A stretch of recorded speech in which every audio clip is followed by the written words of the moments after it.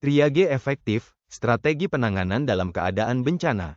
Pendahuluan, presentasi ini membahas pentingnya triase dalam penanganan bencana. Triage adalah proses awal yang membantu menentukan prioritas penanganan pasien berdasarkan tingkat kebutuhan dan sumber daya yang tersedia.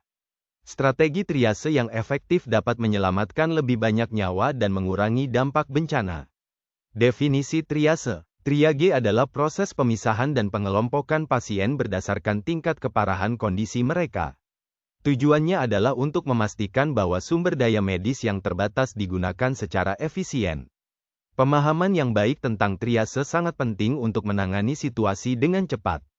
Kriteria triase. Kriteria dalam triase meliputi keparahan cedera, kemungkinan keselamatan, dan ketersediaan sumber daya.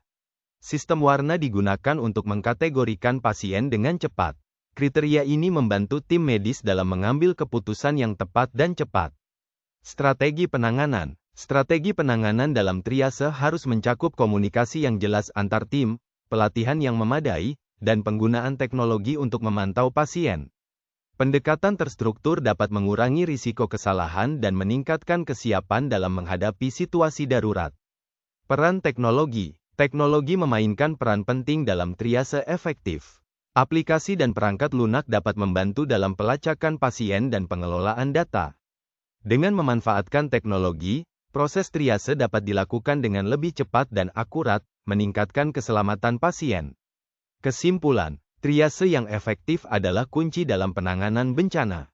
Memahami strategi, kriteria, dan peran teknologi dapat meningkatkan kemampuan respons terhadap bencana.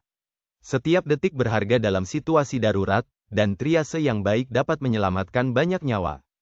Contoh kriteria triase, pasien dengan luka terbuka yang sedang berdarah dan mengalami kesulitan bernapas akan dikategorikan sebagai merah, prioritas tinggi, karena membutuhkan penanganan segera.